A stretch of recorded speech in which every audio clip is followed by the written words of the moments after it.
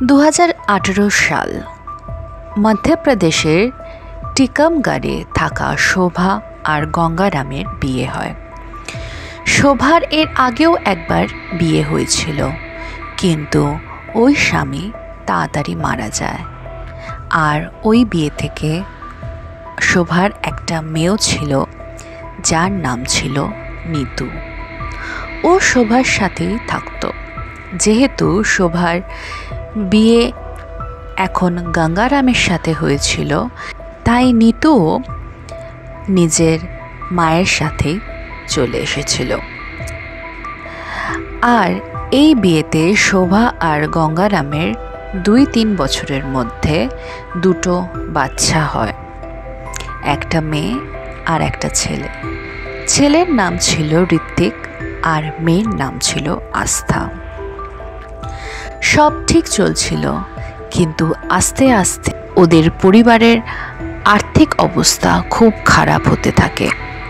আর এই অবস্থা থেকে বেরোতে শোভা আর গঙ্গারাম ঠিক করে যে ওরা টিকামগড় ছেড়ে অন্য কোনো বড় শহরে চলে যাবে, যেখানে ওদের আয় একটু বেশি হবে আর নিজেদের পরিবারের আর্থিক খেয়াল রাখতে পারবে। তাই ওরা ওখান থেকে হরিয়ানা সোনিপথে শিফট করে। আর ওরা নিতুকে টিকামগড়ে ছেড়ে চলে যায় আর ওকে আশ্বাস দেয় যে সোনিপথে গিয়ে একটু সেটেল হলেই তারপর ওরা নিতুকে ওখানে ডেকে নেবে। ততদিন ও টিকামগড়ের বাড়িতে নিজের দাদু দিদার খেয়াল রাখবে, কারণ ও অনেকটাই বড় ছিল। আর নিতুও নিজের দাদু দিদার খেয়াল রাখছিল। আর সোনিপথে গঙ্গারাম রাজমিস্ত্রির কাজ করত, আর শোভা ওর সাথে হেল্পার হিসেবে কাজ শুরু করলো।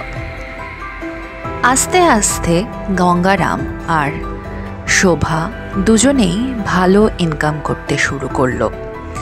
আর 2 বছর পর, মানে 2023-এ ওরা ঠিক করলো নিতুকে ওদের কাছে ডেকে নেবে। আর নিতু যেহেতু এখন অনেকটাই বড় হয়ে গেছে, ও বাড়িতে রান্না বান্না করতেও হেল্প করে দেবে।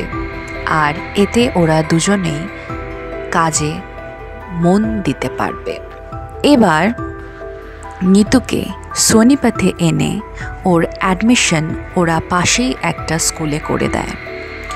সকালে নিতু খাবার দাবার বানিয়ে স্কুলে চলে যেত, আর স্কুল থেকে এসে আবার সবার জন্যে খাবার বানাতো। আর এরমভাবেই ওদের জীবন ভালোভাবে চলতে থাকে। আস্তে আস্তে আশেপাশের বাড়ির সবাই এই পরিবারকে চিনতে শুরু করলো, আর ওদের সবাই ভালো পরিবার হিসেবে সম্মান দিতে লাগলো।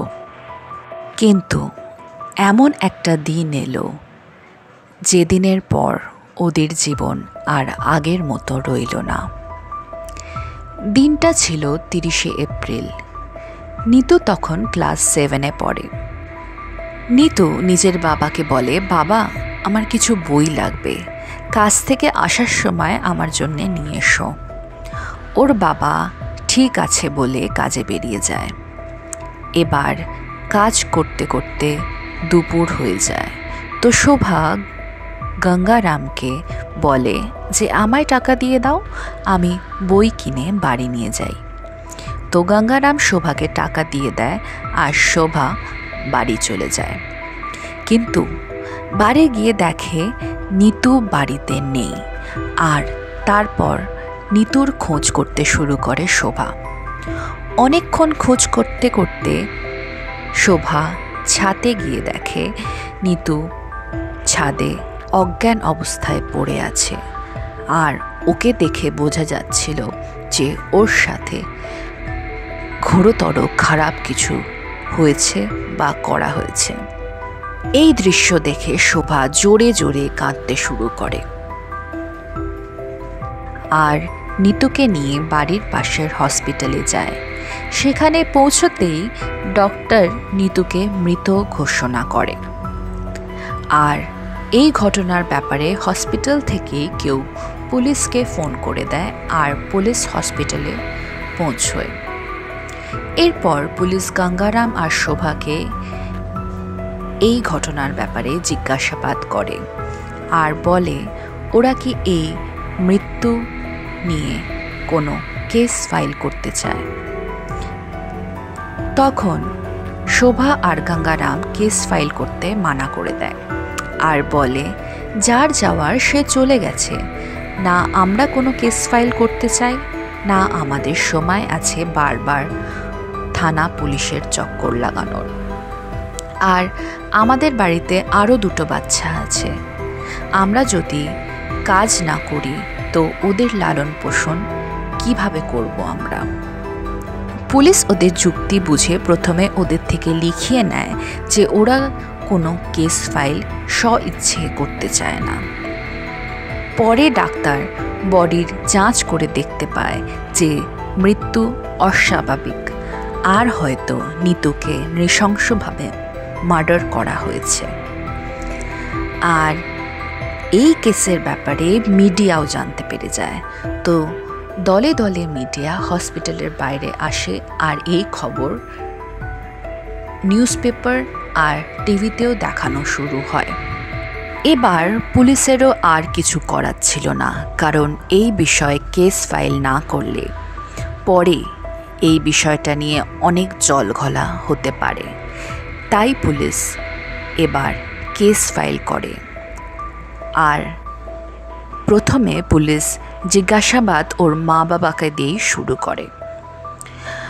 ওরা জানায় ওদের কারোর ওপর কোনো সন্দেহ নেই, আর আশেপাশে বাড়ির লোকেরাও বলে যে সত্যি ওদের বাড়িতে আর অন্য কেউ যাতায়াত করতো না ওর বাড়ির লোক ছাড়া। এবার পুলিশের ওর মা বাবার ওপর সন্দেহ বেড়ে যায়। তো পুলিশ ওদের দুজনকে হেফাজতে নেয় আর তারপর কঠোরভাবে জিজ্ঞাসাবাদ করতে ওরা যা সত্যি বলে সেটা শুনে আপনিও শকড হয়ে যাবেন। আসলে নিতু নিজের দাদু ঠাকুমার কাছে থাকার সময় থেকেই, মানে 13 বছর বয়স থেকেই অন্য ছেলেদের সাথে চ্যাট করা, গল্প করা শুরু করে দিয়েছিল।